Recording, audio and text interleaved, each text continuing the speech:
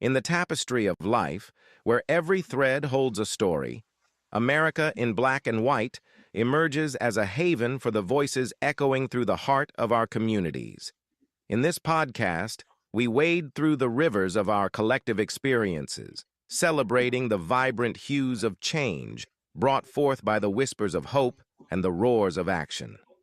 It's more than just a conversation. It's a journey into the heart of our society, illuminated by the light of those daring to dream and do. Join us, and let your voice be the melody that guides us toward a dawn where every color finds its place in the masterpiece of our shared destiny.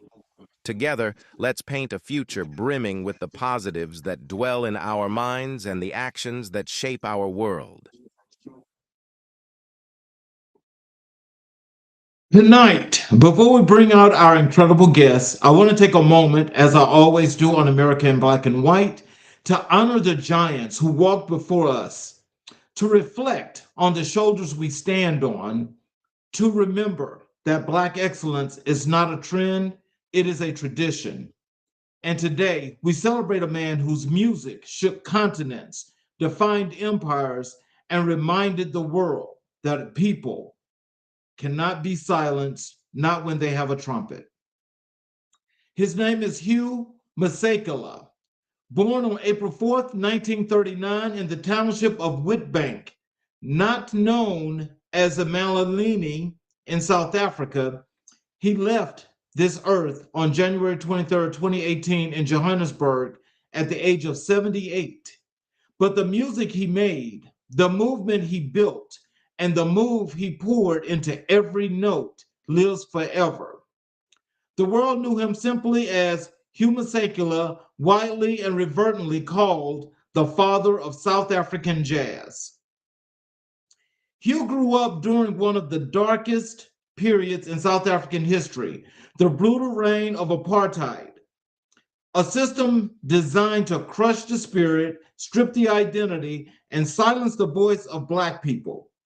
But no system, no matter how violent, no matter how powerful, can silence music that comes from the soul. At just 14 years old, a young Hugh was handed his first trumpet by Archbishop Trevor Huddleston, the beloved anti-apartheid chaplain who believed that art was a form of liberation. That single trumpet changed everything. Hugh didn't just learn an instrument, he led a revolution. His schoolmates rallied around him, and together they formed the Huddleston Jazz Band, the first youth orchestra in the history of South Africa. And when the great Louis Armstrong himself heard about this remarkable young band across the ocean, he was so moved that he gifted Hugh one of his own personal trumpets.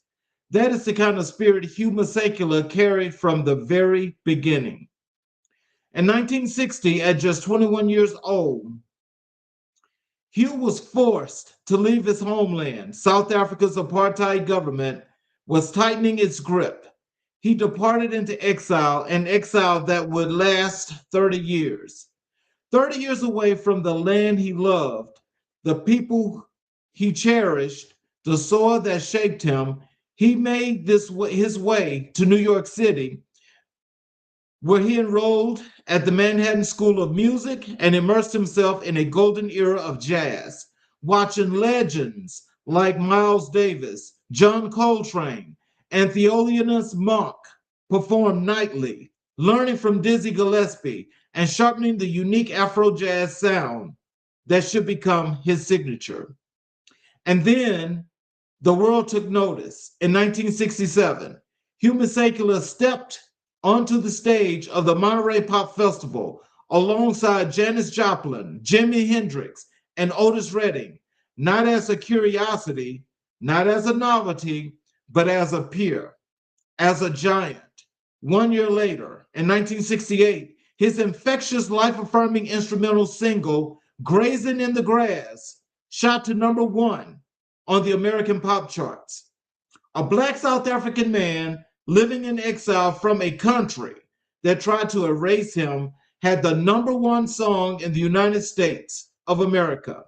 Let that sink in. But Huma Sekula never let fame pull him away from purpose. His music was always more than music. It was a weapon against apartheid and a celebration of African joy. Songs like Soweto Blues captured the grief of a people massacred for demanding their freedom, and Bring Him Back Home, Nelson Mandela, became a rallying cry heard around the entire world. A song that helped shift global consciousness toward the liberation of South Africa's greatest son. Over his extraordinary career, Hugh collaborated with some of the most iconic artists of the 20th century. Miriam Makeba, his former wife and kindred spirit in the fight for freedom, Paul Simon on his landmark Graceland tour, the incomparable Fela Kuti, Harry Belafonte, Stevie Wonder, and Marvin Gaye. He released more than 40 albums spanning 5 decades. In 2004, he published his compelling autobiography, Still Grazing, The Musical Journey of Hugh Masekela, book that Vanity Fair described by saying, "You'll be in awe of the many lives packed into one." And in June 2010, Hugh Masekela opened the FIFA World Cup kickoff concert in South Africa, the first World Cup ever held on African soil. He had come full circle. The man who left in exile returned to open the world's greatest celebration on the continent he never stopped loving.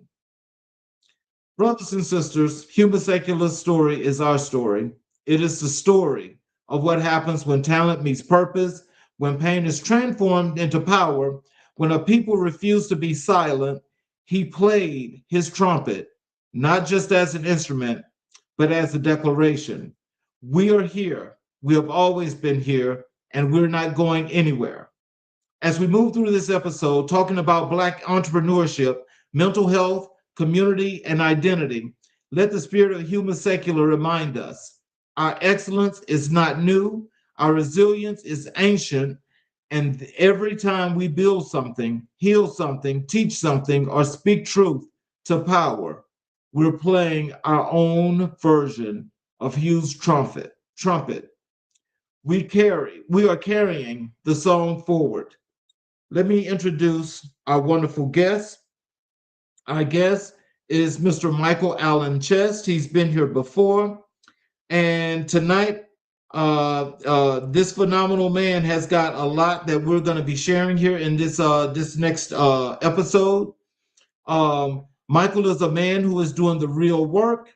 We're talking about a certified life coach, a licensed therapist, a published author, an entrepreneur, a speaker, and a community advocate, all wrapped into one extraordinary human being.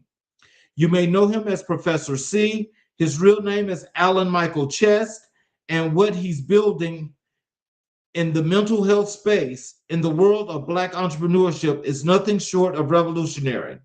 We're going to get into his story, his passion, his books, his business, and his blueprint for healing our community.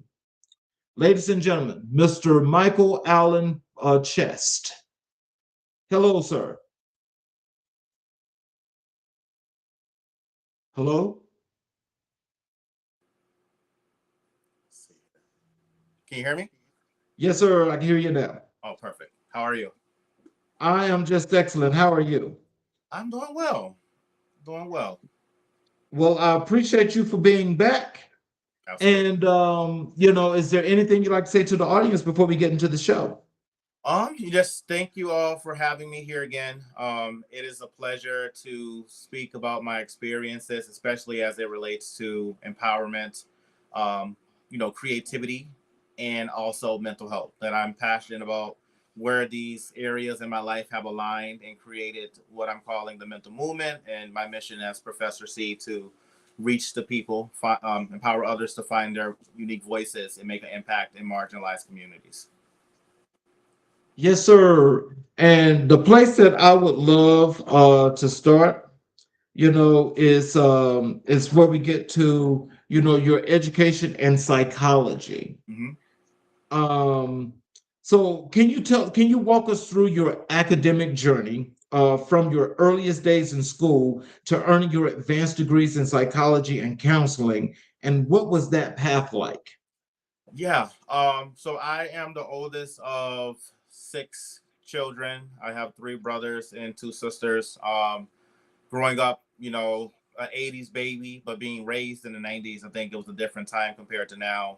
So I think for my upbringing was right before cell phones and internet became a thing. When AOL used to make that crazy sound when you plugged it into the wall.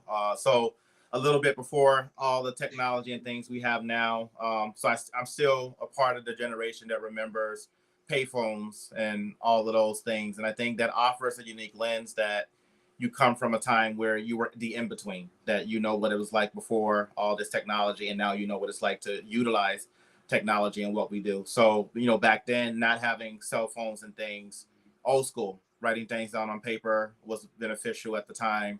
Um, I come from healthcare on both sides of my family. So I would say that for me being the oldest, there was certainly a high expectation for me to succeed, and kind of be that example, at least as it relates to education. I've always been called bright or ahead of my time, gifted, terms that were kind of used back then for kiddos like me that were very unique. I think that I've always kind of been a forward, progressive thinker, even at a young age. My mom said that, my dad said that. Just the terms used is very smart or old soul, right? These types of things that were used to describe kids of that time. So through that lens, recognizing that very early on, I took a liking to language, words, even as early as like 6, 7 years old, writing my first poem called Why that I wrote when I was 6.5, 7 years old, I believe. That poem won a national poetry competition in the United States at that time, and I was 7 years old. So I was always pretty, again, just pretty much advanced, I would say, just in terms of my intellectual capacity. Through that, I was held to a high standard. I'll just say that. It was a different time. I was held to a very high standard. It was expected that I would be bringing home honor roll, right? A, B's, and if you were gonna bring home a C, it better be one. But you better make it up, right? So it was like you had to have A's and B's. The goal has always been A's, right? But that if you had a B or two, like that's okay. But we want to get all A's. If you have a C, that's all right. But we can't get anything below that. So I think that the standard was set very high for me from a very young age and kind of leading up into my education. Through that, I think that discipline certainly helped me to be able to master a lot of things at a very young age. So being able to be trained in multiple disciplines, not just education, but singing, creative writing, piano, dancing, all these things simultaneously happening as I'm pursuing like higher education and wanting to bring home that honor roll report card. So um, I would say my mom wanted us to get uh, a more of a quality education that we can get than we could get at the time from Faraday, Louisiana versus like Springfield, Massachusetts. I think Massachusetts obviously is known for education and healthcare. So her having us move there when I was about, I want to say 10 or 11, we were able, that was back in like 2000, somewhere around there. But I would say Massachusetts certainly was the place for me in terms of my development. It certainly matched my advancement in thinking for sure. And I've had a lot of opportunities to be involved in different types of things as it relates to education in Massachusetts, being a part of different like poetry clubs and academic groups, often serving as like the leader in multiple environments in college. Like I was the co-director of the Westfield State So Seductive Step team. I was the editor-in-chief of Prism Magazine. I was the co-director of the Westfield State Poetry Slam team. I was a member of the Night Owls a cappella group. I was a singer and a pianist for the Westfield State Urban Education Gospel Choir. I was doing all of this at the same time while I was maintaining a full-time education at Westfield State University. Also taking on creating a group that I called the movement at the time. Well, I hope we can get to speak about the movement because that's where the mental movement comes from. But the movement at the time was really about fighting against adversity and kind of being a voice for people of color on a predominantly white campus and some of the things that we experienced when I was in school. So certainly things that I would hope we would get the chance to talk about. But I feel like because I had so much expectation on me to be great, I did not disappoint. I would say that I certainly doubted myself, sure, a lot of times, feeling like, do I have what it takes? Kind of having those things kind of creep into your head, but also realizing that beyond it being things that I hope to accomplish for myself, it is for the community that, I'm here for, not just for me, but for other members of my family and my ancestors who have paved the way for me to sit in this seat and talk on this show tonight. I got to tell you, that's fascinating that, especially as a young adult, that you were able to do that many things, but that many things contributed to you Mhm. being the outstanding individual that you are today. Can you tell us, like, as you were going through those things, to get to where you are today, can you tell us, like, what was the main driving point? What was the one thing that you kept in your mind that kept you so inspired and motivated to do all those things? Yeah, absolutely. I think that because I grew up with helpers as family members, like my father, my mother, my grandmothers on both sides, I think that I had a spirit of wanting to help others, wanting to empower others, because I was able to realize at a very young age that I had many people over the years pouring into my cup and not realizing exactly why they were doing that necessarily. But having like these mentors over the years, I think some in some regard I would call them earth angels, right? That people that kind of know what your path is meant to be, and you're still trying to catch up and figure it out. I think me being able to succeed was my way to pay homage to those who believed in me and wanted me to see the same things that they saw from a very young age.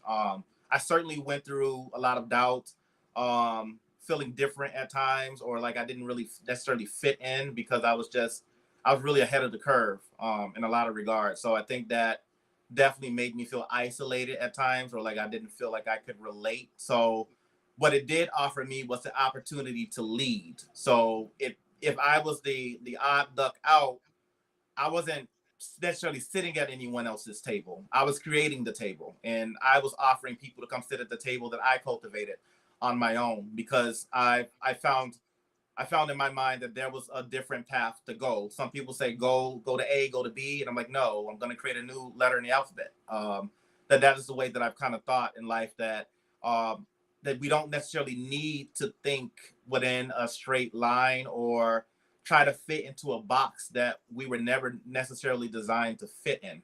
I believe, with all these things that so very often people want you to check off a box. You're right at this, you're right or that. And I'm like, no, I'm gonna be this and I'm gonna be that, right?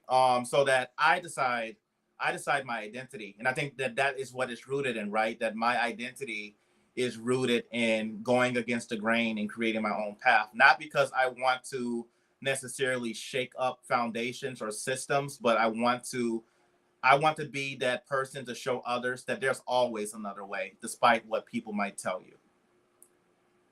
Well, so what specifically drew you to psychology as a discipline? Was there a course, a professor, a book, or a personal experience that locked you in? Yeah. So I would say, I think I mentioned this on the first show we had. So whoever hasn't seen that one, please go back and watch part one. This is part two. Mhm. But what I believe I had said then was that I didn't want to go to college initially, right? But remembering that I did have the potential, but I was just really kind of hyper focused on music for a lot of it. I was doing all these things, but in my mind, I'm like, I'm still gonna be a musician. I'm still gonna get this record deal. Like that's the goal. Like AM the singer. That was all I wanted to be. It's like, yeah, people are saying I'm smart. People say I can do this and that, but it's singing. It's music. That's me.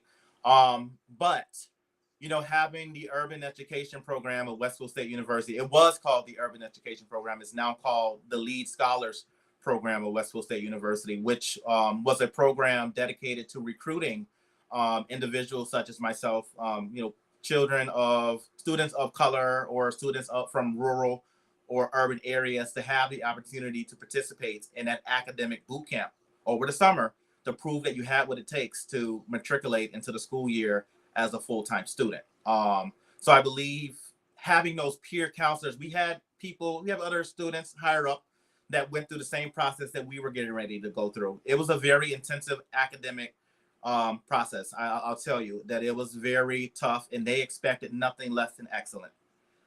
There was no room for error. And we knew that, right? We knew what they made it very clear what we were signing up for. That if you're deciding to come into this program, that we're expecting excellence. Like there is no other way, right? So that was the mission, that we were going to show these kids that they can be excellent and that they can thrive in areas that people often believe that they are not capable of thriving in. So having other students that had gone through this intensive academic boot camp of Westville State gave me hope that I could do the same thing. And some of the other people that came in with me. Was it easy? Absolutely not. It was certainly hard. But it was motivational to see that even when we thought we were like falling behind, we had these other these peer counselors, they were called peer counselors, picking us up. It's just a bad day. You got this. You're going to get to that finish line. I think that the way that the program was designed to have other students who had already gone through the process actually stay in the dorms with us and work us through the steps of getting through that 6-week intensive programming was the best thing that they could have done. Because they knew the struggle. They came from our areas. They came from the hoods and the ghettos, and all the things, whatever people want to call it. They came from areas that we came from. They knew what we were up against, and they knew that there were people believing that we weren't going to be able to make it through that intensive 6-week academic program. So when I did make it through, I wanted to get back, and I became a peer counselor every single summer after that. Leading up to graduation, I still came back, and I was part of the residential team for the peer counselor. So I stayed on. I was loyal to the cause. Joan Fuller, I mentioned, who was the director at the time that I was in the program, her saying was each one reach one, each one teach one. And that is rooted. That is rooted in some of the adversity that people of color have faced, right? People trying to tell the story for us, people trying to tell us who we are or label us, and me kind of fighting against that to say, you're not going to tell my story for me. That's my role. So wanting to give back to others in that way kind of sparked an interest in me helping other people. Little side hobby, being interested in astrology too. Gemini match with Aquarius and Libra. That's my family right there for the air signs. But that combined with wanting to help people fight against adversity and really kind of owning their identity and really empowering others really drove home me wanting to get into psychology. That, and then we had some losses in our family. My mom's youngest brother, we had lost. Tragic loss there that definitely prompted me to want to pursue mental health further. Prior to becoming a psychologist, becoming in psychology, I was a program supervisor. They made me a program supervisor at 24 years old. So you got to imagine. Wow. I started working for the Key program when I was 22. I think that was back in 2012, somewhere around there. And they thought I had what it takes. But within the first 6 months, I was a shift supervisor. I was up for program supervisor after the 6 months, but it was me against someone who had already been there a little bit longer. So there's an obligation to kind of put that person in the role. A few months after, they gave me my own program.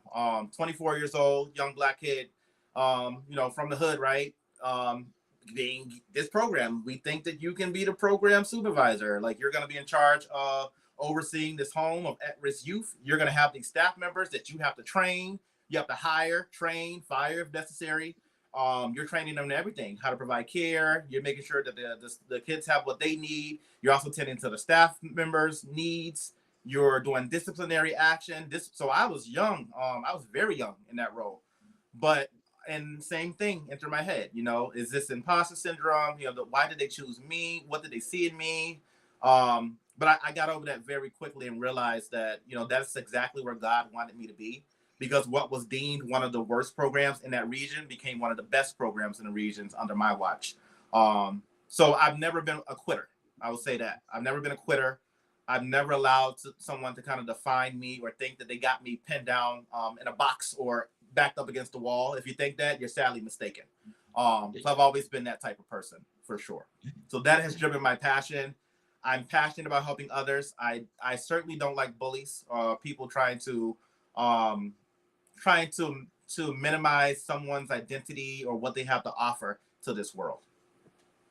You know, being so young and you having that much motivation and inspiration, being, being the youngest in that program to be a director slash manager, Mhm.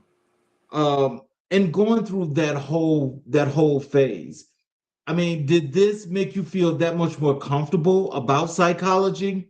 Because it seems like, at this point, that now you're pretty much going to be, the world is going to open up to you where you've got a whole lot coming to you.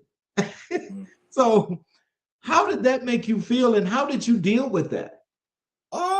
I think I think in the beginning a lot of prayer.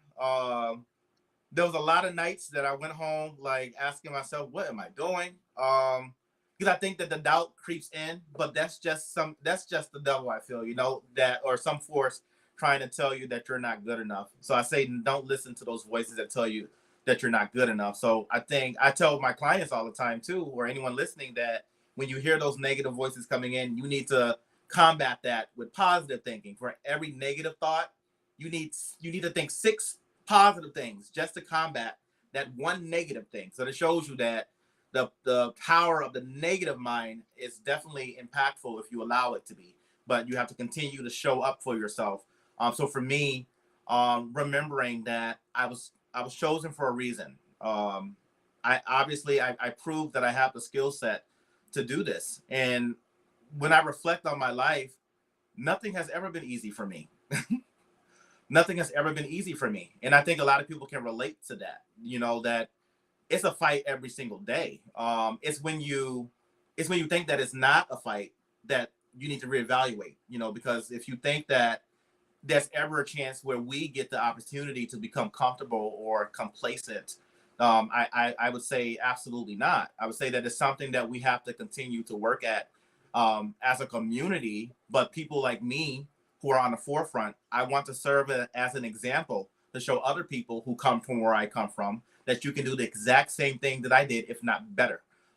Anyone who's coming after me, I want you to be better than me. I will actually give you the tools to be better than me, because it's about helping generations continue to build the momentum for change, right? So when I'm gone, I need someone else to pick up that mantle, right? We need to continue showing up for each other, pass the baton to the next sister or brother who's trying to make an impact in this country, and just in mental health altogether, especially surrounding the stigma that we have, lack of trust for people who are in these roles, who can misdiagnose or not be culturally competent, understand traditions and rituals that exist within marginalized communities. I think it's very important that the power of education is everything. So I need to be a force to help make sure that things are being handled with care, not just care, but quality care. So in this point, from the psychological perspective, uh, can you tell us a little bit as to what are some of the findings, understandings, and disciplines and studies that Oof. you have come to the conclusion of reading when it comes to psychology, mental health, and underserved marginalized communities, in particular Black communities? Yes. Thank you for bringing this up. So when I was in grad school, we had to pick a topic to write about, and the topic that I wrote about that I'm hoping to use for my dissertation moving forward, I'm going to publish as a research paper, is the stigma of therapy within Black and Brown communities. That was very dear to my heart because I believe that in Black and Brown communities, there is an emphasis on keeping things in the home because of there's a cultural mistrust to disclosing things happening within your family to people who don't look like you in your family. That how can you possibly how can you possibly disclose something that's happening within a system that you have already recognized is designed to keep you down? Um, the systems in Black and Brown communities aren't designed for success.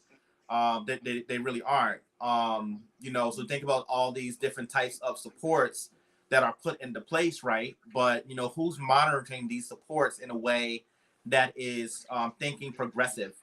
This is the support you have right now, but the hope is to get you to not needing this support for as long as you need it. And there's no one to care about that, right? So it's like if you're getting government support, let's keep you getting that support, and let's make you believe that that's the only thing that you're capable of getting, and that you can't step outside of that support provided by the government to do something different, right? So systems are designed like that, even in education. There are pros and cons to kids going up a grade or kids being retained. I see both sides of it, but I think what makes me feel uncomfortable is if we have children moving on to the next grade that have not cultivated the skills to succeed in the next grade by saying, "Oh, we're just gonna increase the grade by 3 points and give them a passing grade so they can go on to the next grade," just so that the same thing could continue to happen over and over and over and over and over and over and over again. That is a system, right? If we keep adjusting the scale so this kiddo keeps passing, then we're not tending to the fact that they are missing skills. So by the time that kid is in 12th grade, they're feeling hopeless. Well, what have I learned? How can I apply what I've learned to real life circumstances or experiences? And because you don't have that education, now you're looking for other means of survival, right? So what's considered delinquency, truancy, and all these other things, in some regard, this kiddo's way of trying to survive because they have not been taught the necessary skills to survive any other way. As you mentioned, system programs and, what it's set up to do and how it actually catches people and put them in a box. Um, you know, Give me your philosophy and your thought processes as to a system apparently that's put in place to set these communities up for failure, but then come right back and you want to vilify them at the same time. Yeah. What's your opinion of that? I think that it is a setup to prison pipelines. That if these students don't have the skills that they need, and their family is starving, they're trying to survive, and they don't know any other way to try to make ends meet, and they're just doing what the best that they can do. I think it was designed that way. If the system was designed for you to fail, how can you overcome it? If you depend on also that system to survive in some aspect through government assistance. So it's like, I'll give you a breadcrumb. This is all you're going to get. I know this is not enough. I know you're going to do something different to try to survive. That it is a perpetual cycle of the same stuff over and over and over again. It even exists in academics in terms of testing, right? So this came up in my psychology classes as well. That, in some regard, if you think about the tests that students are expected to take of color, you ask a kid to answer a question about being on a beach in Malibu. That kid can't answer that question about being on a beach in Malibu because that's not his reality. His family's nowhere on the beach in Malibu. So how possibly can he understand that question first and foremost? He's going to look at that question like that question has three heads. What are you talking about? My family don't know what it's like to be on a beach in Malibu, and I'm not sure how much money you're going to pay to get the Malibu with the Malibu drink with the straw. That's not my reality. So it had attention to detail. I'm very detail oriented, and I believe that when we have tests, when we academically, all these things, we need to really tailor to the experiences of the people who are coming into our care, not what we believe they could accomplish. Because yes, we can say that, but if they can't see that in front of them, they're not going to believe that to be true, right? So for me, I feel like I'm always meeting people where they're at, because I understand what it's like not to have. I understand what it's like to be labeled, to be accused of things, everything under the sun, So I feel that, especially in education, this is where we can do a lot of work, right? That on one hand, you want the education to match the experience of the students that are learning. On the second hand, you want to make sure that you're attending to their social and emotional needs as well. Because I don't expect a student who's coming to class depressed to get an A on a test. Does that make them a bad student? Or did I assess where they were at emotionally before I handed them this test? So I think what we're seeing now, especially now in schools, is that there's a strong social emotional component to making sure that we are attending to their needs in that area, you know, because the mind, the emotion, and the action, the body, all that stuff works together as a unit, as a car. You can have a strong engine, but the car does not move without its tires. So if you're just focusing on the academic aspect of the child and not focusing on everything else that's going on with the child, that's only half the picture, right?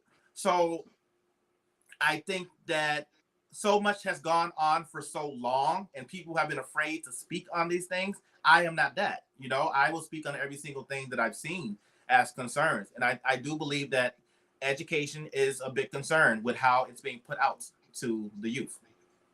Well, when you mentioned the testing and so forth, because I've always wondered, it's not the same for all students, but Mm-hmm, when we talk about especially standardized testing, mm-hmm, it's been historically known to be racially biased. mm-hmm, And so when you come from an underserved and marginalized community, sometimes not all, but some people kind of struggle, when it comes to taking these tests, with tests being set that way, mm-hmm. because they've never changed. Um, what are some of the things you're hearing as far as some of your peers as to how they're actually going to change this? Is it going to change? When will it Mm-hmm. change? What's that going to look like? Yeah, great question. I think that so many of us in the field are wearing multiple hats. Like we're not just a therapist, we're the coach, we're the teacher, we're the parent advocate. I think we realize that we have to be those things. So even me, case in point, right? I didn't just settle for a licensed school adjustment counselor, licensed therapist in psychology. I said, no, I want to be in the schools too. I want to put my hat in every single race to support these students and people in general, right? If I have that skill of being detail oriented to catch the small things, then I need to have a seat at every single table to make sure that I can advocate for people who can't advocate for themselves. So you're noticing that when you look at the credentials of therapists, you're seeing a licensed mental health counselor, a school adjustment counselor. You have therapists that are also social workers. You have therapists that are also teachers. So it's like I think in general, I think that because mental health is at an all-time high, I can speak confidently and say that I'm not the only one thinking this, but therapists would believe that we have to take on this role. We realize that sometimes what we do has to extend beyond just the traditional therapy model where clients come into your office and they're laying on a couch and you have your notepad and you keep asking them why, what, who over and over and over again. Like it has to be deeper than that. So when I'm meeting with my clients and their kids especially, I am going to have a session, but I'm also going to have a parent meeting. I'm going to have a school meeting. I'm going to have any meeting I need to have to make sure that they're getting the support that they need across every area of functioning, not just academically, socially, physically. I want to know that they're they're thriving all of those particular areas. So I think that having a type of vigilance, so to speak, is important in this day and age to make sure that things aren't getting missed or pushed aside or being minimized as if it's not important because it's not the majority's concern. Mm. So, as a Black man pursuing advanced degrees in psychology, did you ever feel like an outsider in academic spaces? And how did you navigate that? Yeah, absolutely. I think that I think that people believe, I don't know if all people believe this, but let me just say this. There's no peachy road for a person of color who's achieving a higher education. Some of it has to do with the fact that a lot of times you are one of two Black people on a predominantly white campus if you don't go to a historically Black college or university, right?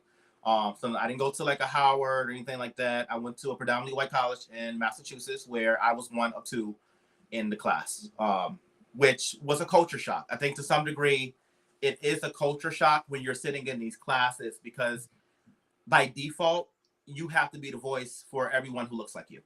That is a lot of responsibility. When you walk into a classroom and you see that you are one of two, and you are one of two who can speak to your experience, and there are 25 to 30 other people in that class who look nothing like you. So with that, there's an added pressure. A part of me recognizes that was going to be the case anyways, right? Because it was difficult to matriculate into the campus. It was not easy. I think it was designed that way because the leaders that recruited us knew what we were going to be up against. So as much as it's about intellectual capacities, it's about how can you handle your emotional responses when you are in these spaces with majority not looking like you and a different type of microaggressions that can come up. Okay. It's not always direct on a campus. It might be sly, right? So I think about situations that have happened to me where, being one or two in a class full of Caucasian Americans, white people, where the teacher is having everyone in the class say, tell me where you're from. I want to know about your family history. And people can say, oh, well, my family's French, or my family's from Russia or Australia, whatever, you name it, right? And then getting to the black people, and we're like, well, we know that we're African American. And then the response not being, well, okay, it's really, you don't know which African tribe you're from. So things like that, right? It's not necessarily in your face, but it's in your face. So just little things. Or, you're walking with your friends and someone walks past you and your friends that don't look like you and your friends, and they're like, the moment, the music, you better never let it go. Right? So having those experiences, I think, so for me, the way that I respond to that particular situation is I'm going to say, hello, my name is Alan Michael Chess. Because you're not going to use, yes, I love that song, right? We all love that song, duh. But you're not going to use that as a way to try to kind of frame my background or who I come from, that, we're all about like hardcore rap music and stuff like that. We can do that, and we can still be scholars in the academic settings. So I think, kind of experiencing that really lit my fire to be able to sit in this seat and be a voice for someone who's experienced those types of adversities, especially on a college campus. You will see it not directly in your face, right? But little comments, little undertones of discrimination, racism, microaggressions, things like that kind of come up over the years, which led to me creating the movement when I was in Westfield State. Wow.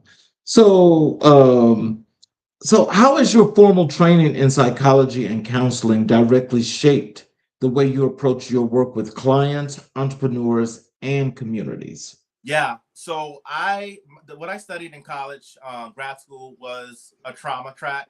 Obviously, for me, trauma resonates with me because I believe that because there is this stigma of therapy within Black and Brown communities that we don't seek back then. We did not seek out therapy. It was not something that we did, right? We handle things within the house. So I think me wanting to kind of shift that lens, I realized that there was importance for someone like me who was pursuing a higher education to be in that seat to where I could study trauma. Trauma being like the most impactful thing I've studied in my psychology program was trauma. And then secondary to trauma, some of the other things like family systems and what other things would be like violence in communities, things like this, things that impact people of color. I was really attuned to when I was in my programming. So trauma combined with my training in DBT, which is dialectical behavioral therapy. DBT was created by Marsha Linehan, Dr. Marsha Linehan, the creator of DBT, who was diagnosed with schizophrenia, right? She was diagnosed with schizophrenia, and she ended up becoming a doctor and creating one of the most prominent treatment modalities utilized in therapy, DBT, right? What I love about DBT and how that connects to trauma is that DBT is action-oriented. What we see with CBT, cognitive behavioral therapy, is that there's a lot of focus on what's happening in the mind, right? The thoughts, because it's believed that the thoughts create emotions or feelings that then create actions. The actions oftentimes being impulsive behavior, doing a behavior that's going to lead to some type of pain, suffering, or consequence, right? So with DBT, we take it a step further and say, yes, we recognize these thoughts, but we want to build some skills, some action-oriented steps that we can take to try to decrease the intensity of an emotion that one might be feeling at any given moment or time. And I think that resonates with me. especially in my work with trauma in individuals, because oftentimes individuals do have intense emotions and they don't know where to put them. They don't know what to do with it. They don't know how to make sense of it. So for me, we're going to slow it down. Let's slow this train down a little bit to get to the root of where this is. If we can name it, if we can rate the intensity of it, we can figure out how to decrease that number. I always say that, you know, my work is never to be a fixer. It's about guiding. So I'm going to show you the tools, but it's up to you to use those tools that's going to cultivate that change you need to feel better and to minimize the emotional suffering that you're experiencing at any given time. So that resonates with my communities that I'm a part of, the adversities that I've faced in my career and just in my upbringing, educational journey of getting to this point. In your clinical experience, what are the most common psychological and emotional struggles you've seen surface among Black men and women in America? Yep. What I see is lack of a sense of belonging. Always kind of feeling like the cards are stacked against you. I take two steps forward to get knocked 6 steps back. I think that many people of color will resonate with that, you know, as much as I try to get ahead in life, it seems like there's always something around the corner waiting to knock me down and make me feel like I'm not good enough. So I believe a part of it is that when you have people of color striving to do more, to improve their lives, we are often challenged by our own thoughts of not being good enough or not feeling like we belong, because society has told us that we're not good enough and that we don't belong, right? So I said it before, I'll say it again, that if you have the media, social media, news outlets kind of portraying the person of color one way, and that's all you're seeing, why would you believe that you can be anything else if the society has already told you who you are, right? So I believe that's a part of the battle, is that what we're fighting against is we're trying to tell our own stories, but we're being faced with what majority entities might feel we are based on limited education, ignorance, stereotypes, all these other types of things. So I believe that we're up against rewriting the narratives and retelling the stories that need to be told by us, you know. I think having people like you and like me with platforms is super important, because we are the faces of this thing and we're showing others that it can be done, and it can be done the way that we want it to be done. It's super important that we empower ourselves and know you're not an imposter. Yes, you are good enough. Yes, you are smart enough. Yes, you are strong. Yes, you have what it takes. Yes, you can roll with the best of them. Who told you that you couldn't? Because that would be my question. Who told you that you couldn't do it? And why did you believe it? So that's my message right there, is that we challenge what society puts out there. We don't just believe it because society wants it to be true. That's for society to figure out. I'm going to tell my story, and I invite everyone else to do the same.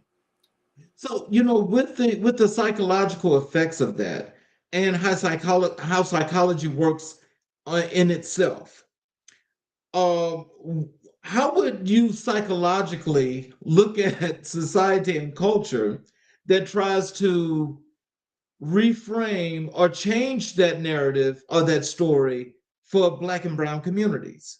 Because Yeah, it's like they're throwing just the opposite. You know what I'm saying? Because it's like looking in the mirror.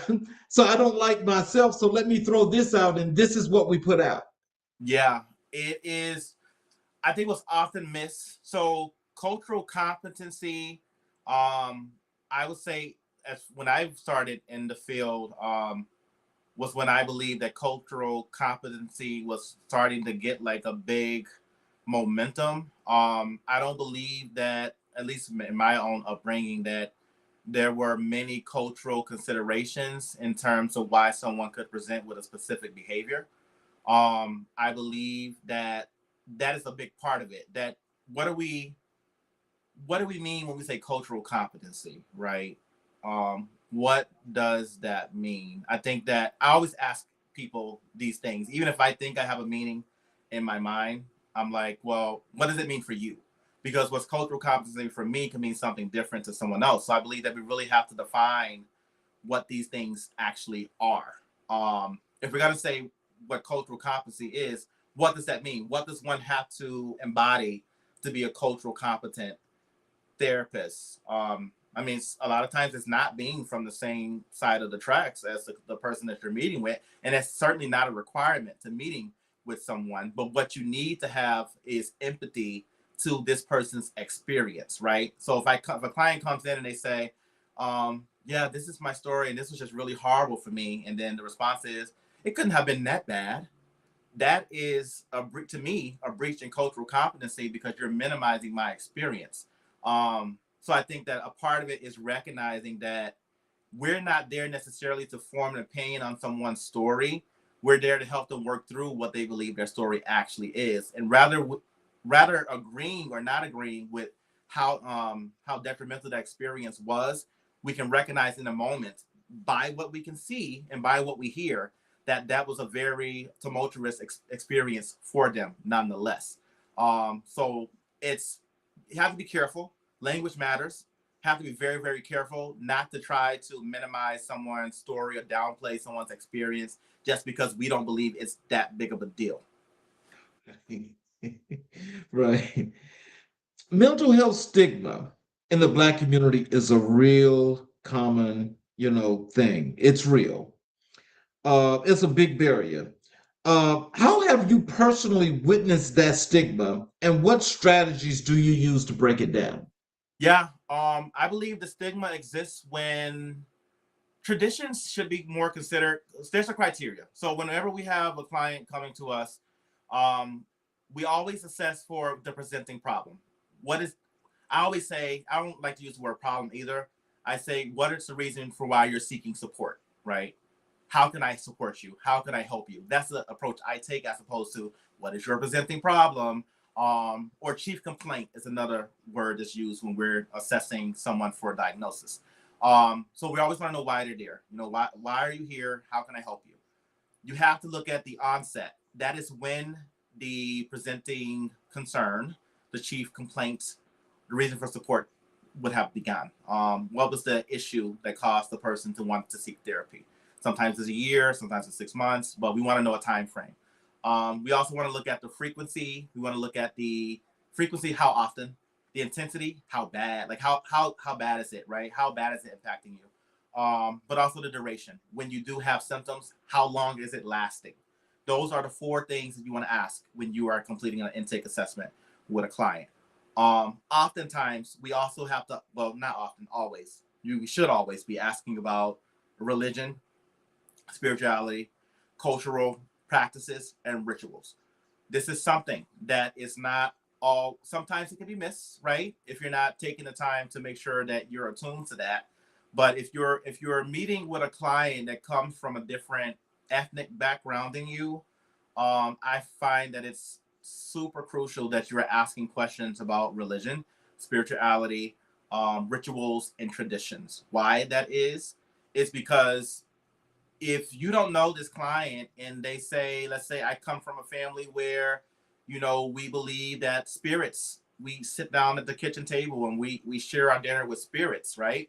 That is not a diagnosis. That is a cultural belief. People believe that they talk to their ancestors. These things have to be carefully assessed, right? Are these a part of something that you come up to know in your life? Different cultures believe in different things. But if you're not careful, because of what a culture could believe, a client can be misdiagnosed very easily, misdiagnosed. If it's believed, okay, well, this client's talking about seeing this thing or that thing, and from someone who's not from that culture or don't understand how that culture has cultivated this belief over their generations, it's believed that this client has a diagnosis because this is something that they actually believe to be true. We know that, Native American culture, right? They believe in spirit guides and things like that. Would you give them a diagnosis of something that would suggest that they were delusional or having visual hallucinations because they believe in a spiritual ancestor that comes to them at night and offers them guidance? So you have to be careful. And I think, so for me, that's the big thing, is that we are careful, attention to detail, and we're careful and we're asking the right questions as providers who document this information. Wow. So So, what role does intergenerational trauma play in the mental health challenges facing Black communities today, and how do you address it in your practice? Oh, good, great question. So I just spoke about this recently, about trauma, and I believe that generationally, trauma can take impact, if behaviors that one would want to change or modify continue amongst generations. So the idea of keeping things within the household, and not speaking on things that kind of happen or impacted the family, that can be a contributor or a vulnerability that can speak to generational trauma. Think about it as this way: eventually, children grow up and become adults. Um, Early attachment years, from birth to 4 years old, is when children are learning to cultivate attachment. They're learning how to express need, wants, gratitude, things like that through parents giving hugs and feeding and spending time with them. So you learn the base of what you learn about relationships. You learn from home, your first household with mom, dad, or whatever the family makeup is. Based on those skills, you then, once you're old enough, you create your own household, and we subconsciously recreate the dynamic that we had when we were back home with our parents. If we're not aware of it, we're not always aware that we're doing it, but if this is the only way I've seen communication happen growing up, that's the way I'm going to utilize communication in my home, right? So because of that, it creates patterns of trauma that continue to carry on throughout generations, because throughout the generations, maybe family has learned only one way to communicate. Maybe family has learned only one way to express anger. Maybe family has learned only one way to express love, or like there might be abandonment concerns. So there's like a carryover, that kind of goes on as this family. Those kids grow up, they have their family. Those kids grow up, they have their family. And before you know it, you have generations of a family that have learned to communicate in the same exact way, but it's not a helpful way because their needs aren't being met, and they're experiencing heightened depression, anxiety, and all these other types of things. So a lot of the work that I do in my practice is I help the clients recognize that. We go back to the source, right? Sometimes it's creating a family genogram. Tell me about your family on both sides of the family. We often ask questions about what does trauma look like on both sides of the family as well, to give us some insight into how this client has learned to navigate depression, anxiety, and all these other type of social emotional concerns. But typically, that's it. Looking at the family unit itself and trying to correlate how the current dynamic, if it's not a family, even if it's with a boyfriend or girlfriend, husband and wife, how you recreated some of those same dynamics in your current situation. Mm. You know what's interesting about that is, dynamics. It seems like everything is based on a societal situation. Mm-hmm. And so when we think about these dynamics, sometimes, people find themselves basically conforming and trying to fit in. Yeah. And so when I think about this, I think about the psychological trauma, impact, destruction of Black and Brown communities because of this crazy dynamic that's set up, right? Mm-hmm. And so basically, I just wanted to say this in leading into this question, which is, how do you bridge the gap between academic psychology, which is often Mm-hmm. very Eurocentric in its foundations, and the lived realities of Black people in America? Woo, loaded question. Love it. All right, like my favorite baked potato. Um, let's say this, right? So, if you are very comprehensive, you should really touch upon all those areas. So last in the first meeting you and I had here, I had talked about the 7 areas of wellness. That you have to look at each aspect of a person's life and assess how they're functioning on each area, 10 being the highest and satisfactory functioning, and then 1 being the least. That's spiritual, occupational, environmental, social, physical, emotional, and intellectual. That you are really getting a sense and assessing where the client is in every aspect of life in those areas.